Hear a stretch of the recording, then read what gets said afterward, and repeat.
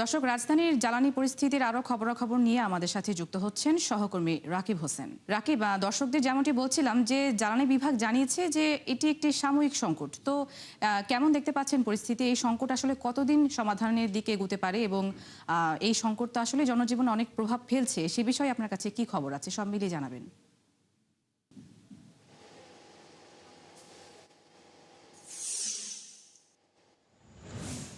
আজকে যে সংকটের কারণে আমরা দেখতে পাচ্ছি যে সিএনজি স্টেশনগুলোতে যানবাহনের চাপ বেড়েছে, বাসায় রান্নাবান্নার কাজ ব্যাহত হচ্ছে এবং শিল্প কারখানায় উৎপাদন ব্যাহত হচ্ছে।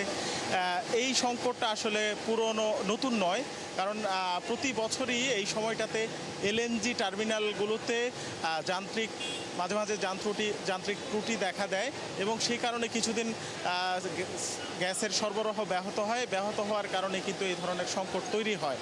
এবং তার পেছনে আরেকটা বড় কারণ হচ্ছে আমাদের নিজস্ব যে কূপগুলো আছে সেখান থেকে গ্যাসের সরবরাহ প্রতিনিয়ত কমছে এবং সেই কমে যাওয়ার কারণে আসলে চাহিদা বাড়ছে, গ্যাসের নিজস্ব উৎপাদন কমছে এবং অন্যদিকে আমদানি করা গ্যাসের যেই ক্যাপাসিটি, সেই সক্ষমতার জায়গাটা আসলে বড় হচ্ছে না, উল্টো সেখানে যান্ত্রিক ত্রুটি দেখা দিলে আরও সংকট তৈরি হয়। এবং আপনি দেখতে পাচ্ছেন যে এই সিএনজি স্টেশনগুলোতে যে যানবাহন চালকরা গ্যাসের জন্য অপেক্ষা করছেন ঘন্টার পর ঘন্টা, তারা আসলে কিছুক্ষণ আগে আমরা এখানে দেখেছি যে বিতর্কে জড়িয়ে পড়েছেন, বাকবিতণ্ডায় জড়িয়ে পড়েছেন সিরিয়াল নিয়ে।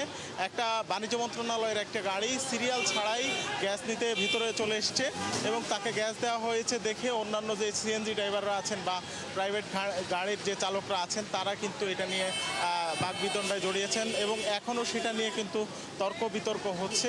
এবং এটা কিন্তু শুধু এই কারণ বাজারের এই সিএনজি স্টেশনের চিত্র নয়, আমরা গাবতলী, কল্যাণপুর এবং নিকুঞ্জ এলাকার বিভিন্ন পাম্পে একই অবস্থা লক্ষ্য করেছি। এবং এই যে গতকালকে থেকে আসলে পেট্রোবাংলা বলছে যে তাদের সংকট, কিন্তু আমরা এই সিএনজি স্টেশনের সংকট দেখতে পাচ্ছি গত 3 দিন ধরে।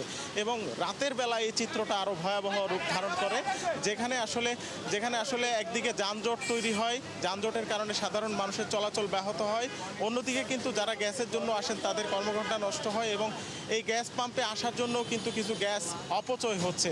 এই বিষয়ে আমরা জ্বালানি বিশেষজ্ঞদের সাথে কথা বলেছি যে আসলে এই সংকটটা কেন এমন হচ্ছে এবং এই সংকট উত্তরণের জন্য উপায় কী। তখন তারা বলছেন যে আসলে আমাদের যে চাহিদা প্রতিনিয়ত বাড়ছে, সেই চাহিদার বিপরীতে আমরা জ্বালানির যে নিরাপত্তা, বিশেষ করে গ্যাসের যে নিরাপত্তা, সেটা নিশ্চিত করতে পারেনি সরকার এবং সেটা নিয়ে একটা দীর্ঘমেয়াদী পরিকল্পনার দরকার আছে।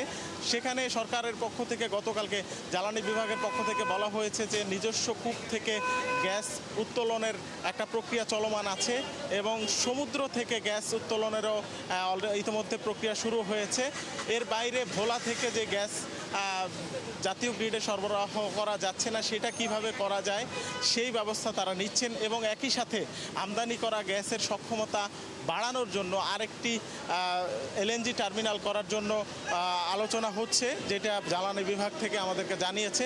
সব মিলিয়ে বলা যাচ্ছে যে গ্যাসের সাথে আসলে বাংলাদেশের মানুষের জনজীবন, অর্থনীতি সব কিছু জড়িয়ে আছে।